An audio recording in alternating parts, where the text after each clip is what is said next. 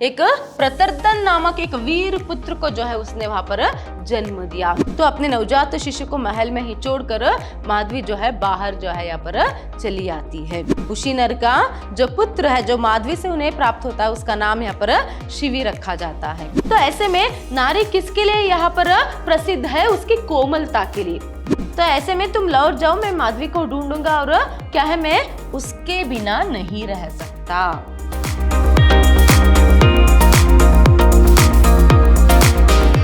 नमस्कार, मैं हूं हर्षिता, हिंदी लेक्चरर, विद्याश्रम कॉलेज मैसूर। आज हम मैसूर यूनिवर्सिटी के 4th सेमेस्टर बीबीए की हिंदी पाठ्यक्रम से माधवी नाटक जो है उसे देखेंगे।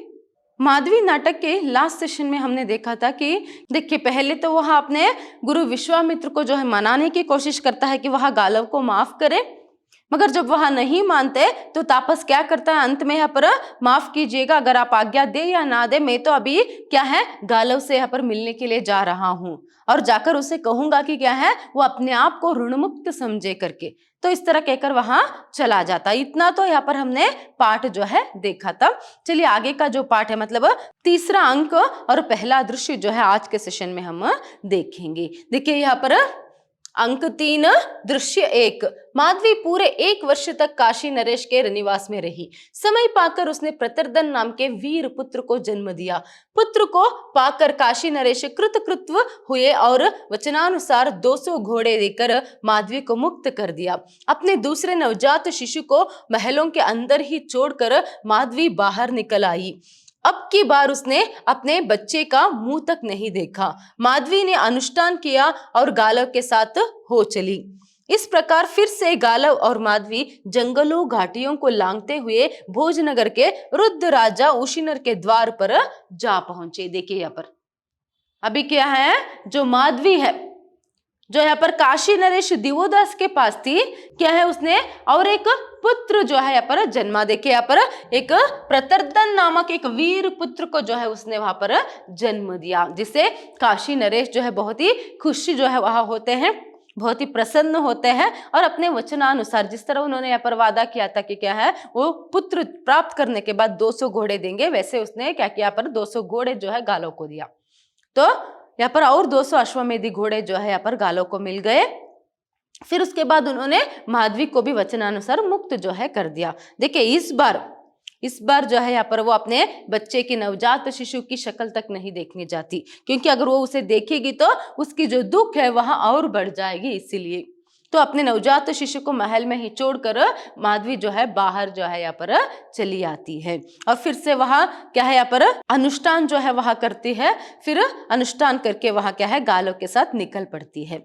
तो ऐसे ही वहां जंगलों और क्या है घाटियों को लांघते हुए कहाँ आते हैं, भोजनगर के राजा उशीनर के पास जो है आते हैं। जैसे उन्हें पता चलता है कि क्या है उशीनर के पास, भोजनगर के राजा उशीनर के पास जो है 200 अश्वमेधी घोड़े जो है करके, तो वहां पर जो है वो आते हैं। देखिए फिर यहाँ पर आगे क्या होता है, वृद्ध राजा उशीनर ने उसी रात एक सपना देखा था कि उनके प्रसाद की छत पर चांद उतर आया है और उसके रजत प्रकाश में सारा महल झिलझिलाने लगा है। इसलिए जब दूसरे दिन माधवी को अपने सामने खड़े पाया तो उन्हें लगा जैसे उनका सपना साकार हो उठा है। देखिए ये जो उशीनर है, भोजनगर का राजा उशीनर है, पहले तो वो एक वृद्ध राजा है।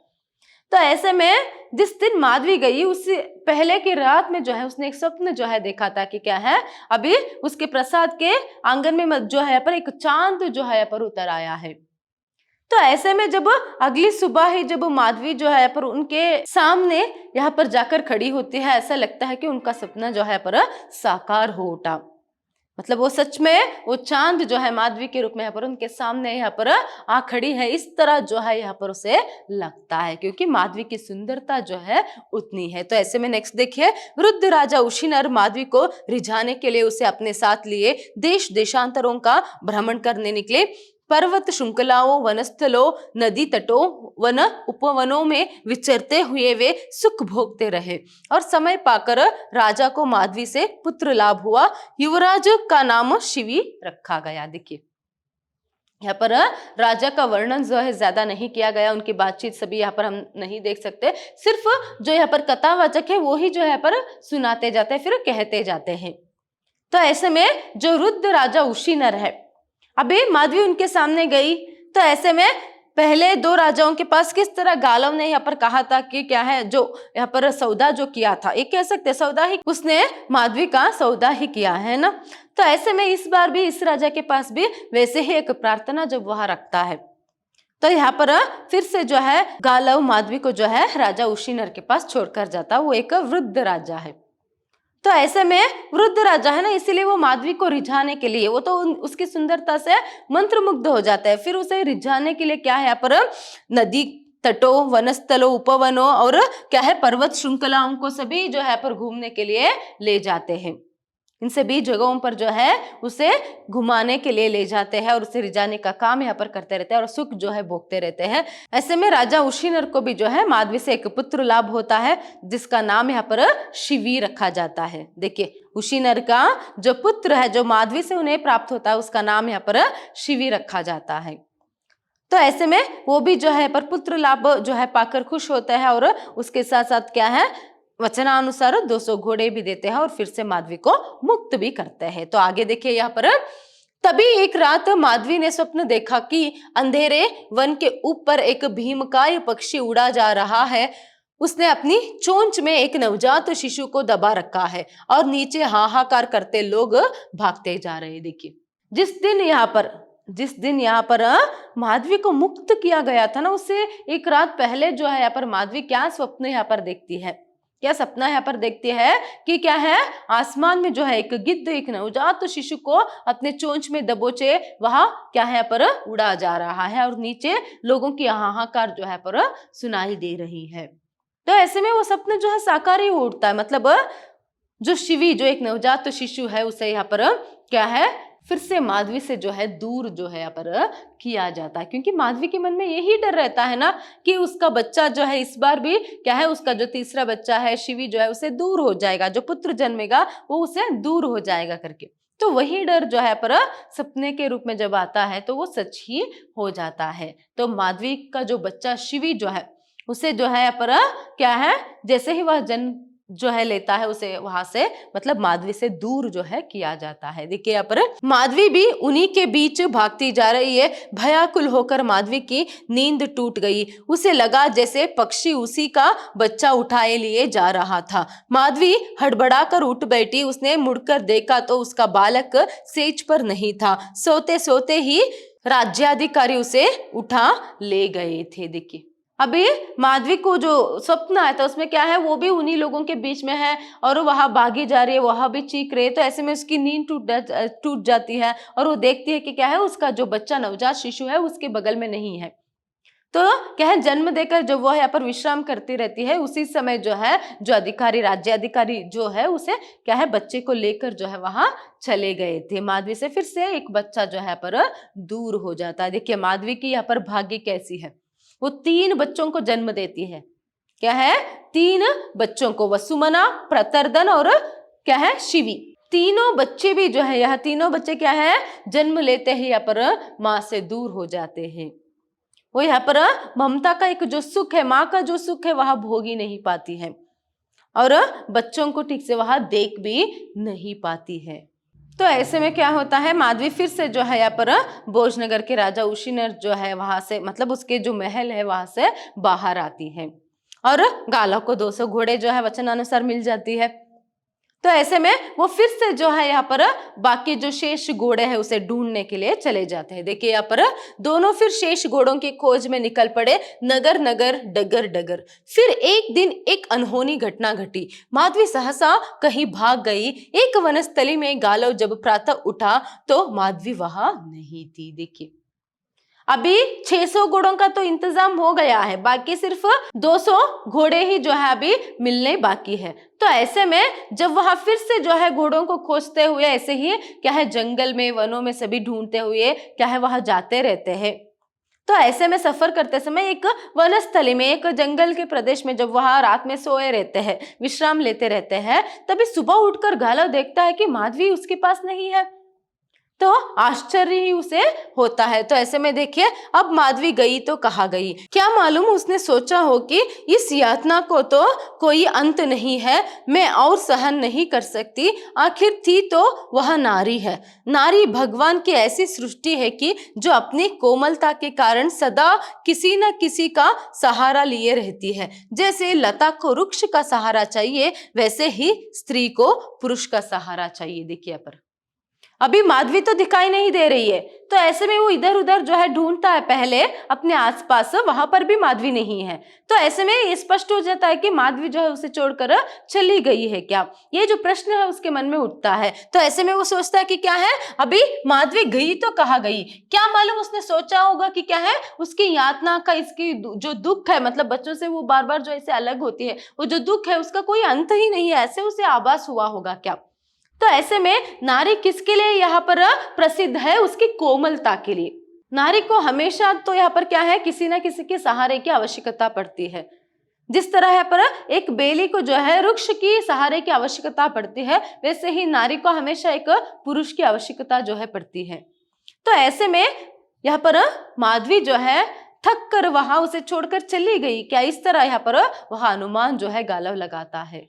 फिर देखिए वो सोचता है कि क्या मालूम वह अयोध्या के राजा हर्षश्र के पास चली गई हो, या 3 राजाओं में से किसी भी राजा के पास। सभी उसे चाहते थे, सभी उसे अपनी पटरानी बनाना चाहते थे। उसने सोचा होगा कम से कम एक बच्चे के साथ तो वह रह पाऊंगी, कौन जाने क्या हुआ है। देखिए यहाँ पर गालव ही उसके ना मिलने पर, माधवी के न मिलने पर जो है ऐसे सभी अनुमान जो है लगा रहा है कि क्या पता क्या है, वो तीनों राजाओं में से किसी एक राजा के पास चली गई हो। क्या वह अयोध्या नरेश के पास चली गई क्या, या फिर क्या है और भी क्या है, सभी राजा जो है पर उससे प्रेम करते थे, उसे अपने पास रखना चाहते थे, उसे अपनी पटरानी जो है बनाना चाहते थे। तो ऐसे में उसने सोचा होगा कि क्या है, एटलीस्ट वो किसी एक बच्चे के पास तो रह पाएगी, अगर किसी एक राजा के पास वहां रह जाएगी तो।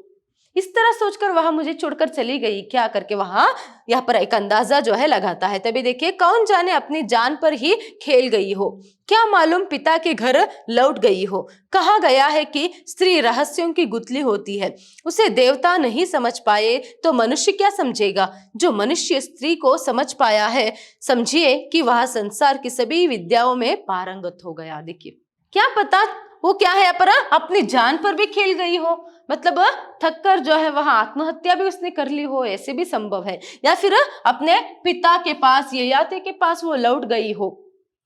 माधवी क्या कर सकती है, कहाँ जा सकती है, तीनों राजाओं में से किसी राजा के पास, या फिर अपने पिता के पास, या फिर वहां उसने आत्महत्या तो नहीं कर ली। ये सभी जो प्रश्न है उसके मन में उठते हैं। और जो स्त्रियां है वो क्या है, रहस्य की गुथलियां है। तो ऐसे में कोई भी व्यक्ति जो है स्त्रियों के मन की बात जो है नहीं जान सकता।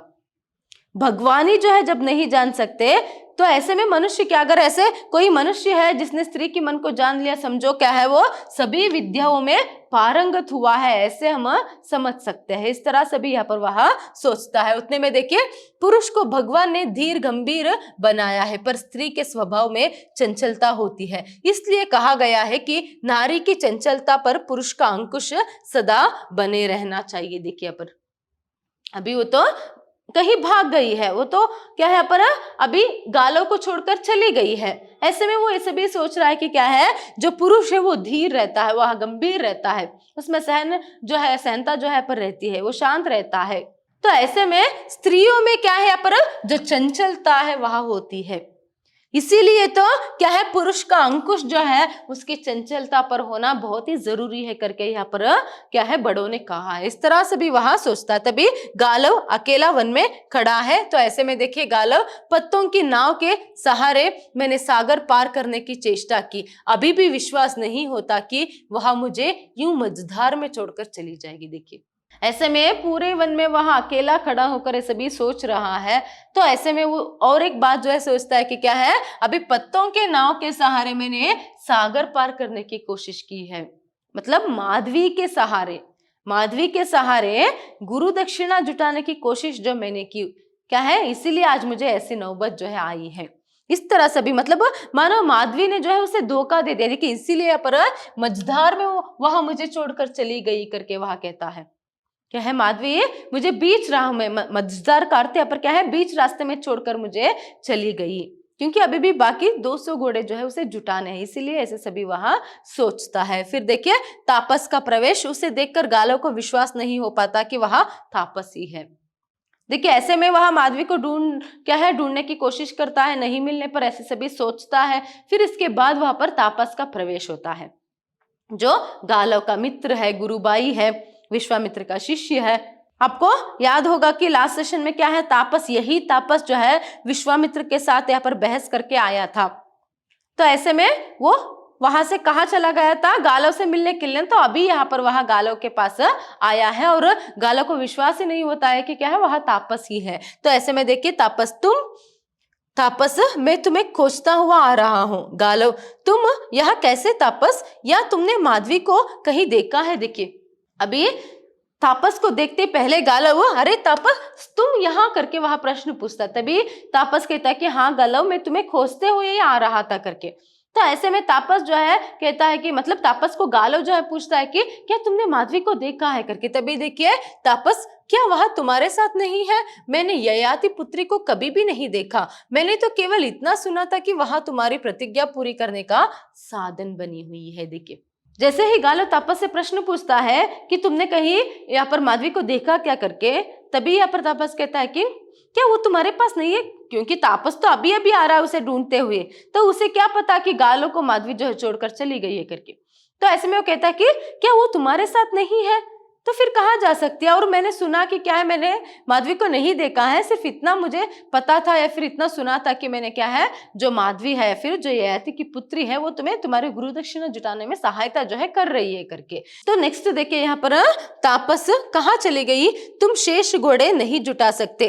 गालव बाढ़ में बहुत से घोड़े बह चुके हैं और आर्यवर्ता में अब किसी राजा के पास और घोड़े नहीं है, मैं तुम्हें यही बताने आया हूँ। देखिए तापस फिर से क्या कहता है, वो कहाँ चली गई है ऐसे में, मुझे तो पता नहीं, मगर क्या है यहाँ पर तुम बाकी घोड़े जो है नहीं जुटा सकते, क्योंकि बहुत सारे घोड़े जो है वहां पर वितस्ता नदी में बह गया है और मैं तुम्हें यही बताने आया हूं करके यहाँ पर तापस जो है कहता है। तभी देखिए गालव, यही माधवी भी कहती थी पर मैं नहीं माना, मैंने कहा अगर मुझे दास वृत्ति भी करनी पड़ेगी तो भी शेष घोड़े ढूंढूंगा या फिर जुटाऊंगा। देखिए वो कहता है कि हाँ माधवी भी यही कहती थी कि बाकी घोड़े नहीं मिलेंगे करके, तो ऐसे में मैंने उसकी बात जो है नहीं मानी और मैंने उसे कहा कि क्या है, मुझे दास वृत्ति करके भी, चाहे तो किसी के पास दास वृत्ति नौकर बनकर भी रहना है या फिर ऐसे भी रहकर मुझे घोड़े जुटाने पड़ेंगे तो मैं घोड़े जो है जुटाऊंगा, इस तरह मैंने कहा था करके वो कहता है। तभी तापस, तुम सदा बड़े महत्वाकांक्षी रहे हो गालव, और महत्वाकांक्षी लोग परिस्थितियों को अपने अनुकूल ढालना चाहते हैं, स्वयं उनके अनुकूल नहीं ढलते। तुम मेरे साथ गुरु महाराज के पास चलो, मैं तुम्हें लिवाने आया हूं, वह निश्चय ही तुम्हें ऋणमुक्त कर देंगे। देखिए अभी गालव क्या कहता है यहाँ पर, मैं यहाँ पर तुम्हें ले जाने के लिए आया हूँ, लिवाने मतलब तुम्हें ले जाने के लिए आया हूँ, तुम बहुत ही महत्वाकांक्षी हो गालव। तो ऐसे में जो महत्वाकांक्षी लोग रहते हैं ना, वो परिस्थिति के अनुकूल ढलते नहीं, वो खुद परिस्थिति को अपने अनुकूल ढालना चाहते हैं। ऐसा तो नहीं हो सकता, तुम अगर क्या है पूरे आर्यवर्त में कहीं भी ढूंढ लो, तुम्हें 200 घोड़े, बाकी 200 घोड़े जो है वहां नहीं मिलेंगे, क्योंकि वितस्ता नदी में बहुत सारे घोड़े बह चुके हैं, अभी किसी के पास भी तुम्हें घोड़े नहीं मिलेंगे, इसीलिए मैं आया हूं, तुम चलो अभी मेरे साथ चलो, अभी हम गुरु महाराज के पास मतलब विश्वामित्र के पास जाएंगे, तो वो क्या करेंगे, तुम्हें जरूर ऋण मुक्त कर देंगे, तुम्हें माफ कर देंगे, चलो मेरे साथ करके तापस जो है यहाँ पर गालव को बुलाता है। तभी देखिए यहाँ पर गालव क्या कहता है, नहीं तापस, मैं माधवी का पता लगाऊंगा, वह अपने अभिप्राय मुझसे छिपाती रही, तुम लौट जाओ, गुरु महाराज को मेरा प्रणाम कहना, मैं माधवी के बिना नहीं रह सकता। देखिए अभी ये जो बात है आप लोग याद रखिएगा अच्छे से, जो अभी गालव ने कहा कि नहीं नहीं मैं तुम्हारे साथ नहीं जा सकता, मैं अभी क्या है माधवी को ढूंढूंगा, अभी वो क्या है अपनी मन की बात जो है वो मुझसे छिपाती रही, तो ऐसे में तुम लौट जाओ, मैं माधवी को ढूंढूंगा और क्या है मैं उसके बिना नहीं रह सकता। गालव ने क्या कहा, वह माधवी के बिना नहीं रह सकता, और उसे ये भी बात पता है कि माधवी को भी गालव जो है पसंद है, तो वह एक दोनों जो है एक दूसरे से जो है प्रेम करते हैं। ये बात यहाँ पर हमें स्पष्ट हो जाता है, और इस बात को अच्छे से याद में रखिएगा आप लोग, इस बात को अच्छे से याद रखिएगा कि गालव ने अभी क्या कहा, वह माधवी के बिना नहीं रह सकता। तो नेक्स्ट देखिए, तापस तनिक ठिठक कर, जाते हुए तुम अपने को ऋणमुक्त समझो गालव, मैं एक मित्र के नाते तुम्हें यही कहने आया हूँ। देखिए फिर यहाँ पर इस बात को सुनकर, मतलब तापस बहुत कोशिश करता है इस बीच में कि वो क्या है, फिर से गालव को मना ले, जिस तरह वो पहले वहां पर ऋषि विश्वामित्र को मनाने की कोशिश कर रहा था कि माफ करे। यहाँ पर तुम चलो जाओ, पहले क्या है, गुरु के पास चलो, वह तुम्हें जरूर उन्मुक्त करेंगे, ऐसे वो बोल रहा है। मगर फिर भी गालव जो है खाली हाथ तो वो गुरु के सामने जाने के लिए तैयार नहीं, क्योंकि अभी भी उसको जो है 200 घोड़े जो है यहाँ पर देने हैं, इसीलिए। तो ऐसे में ये एक बात है, और एक तो क्या है, वो माधवी को उसे ढूंढना है, वो माधवी के बिना नहीं रह सकता, ये भी बात है। तो इसीलिए क्या है, बाद में तापस यहाँ पर भी जो है वो हार जाता है। तो हारकर वो इतना तो कहता है कि क्या है, ठीक है अभी तो मैं चला जाता हूं, जैसे तुमने कहा कि क्या है, तुम अपने आप को ऋणमुक्त समझो, इस तरह से ही वहां कहता है। इस तरह कहकर वो वहां से चला जाता। देखिए वो कहता है कि एक मित्र के नाते मैं तुम्हें यही कहने आया हूं। देखिए इतनी दूर जो है वहां सफर कर कर, वहां पर अपने गुरु से भी बहस करके वो क्या है पर गालों से मिलने आया है, और आकर उसने यही बात कही कि क्या है, तुम अपने आप को ऋणमुक्त समझो। यही बात कहने के लिए तो क्या है, मैं इतने दूर तुम्हें मिलने जो है पर आया हूं करके। तो एक मित्र के नाते, तो उन दोनों में कितनी मित्रता थी ये यहाँ पर हम देख सकते हैं। तो एक अच्छे मित्र होने का एक जिम्मेदारी जो है यहाँ पर तापस ने निभाया। तापस की जो बात है उसे याद रखिएगा, हो सकता है कि यहाँ पर तापस के जो चरित्र चित्रण है या फिर उसके बारे में टिप्पणी लिखने के लिए जो है आपको पूछा जाए। आज के लिए इतना ही, नेक्स्ट क्लास में जो है आगे के जो पाठ है वहां हम देखेंगे। धन्यवाद।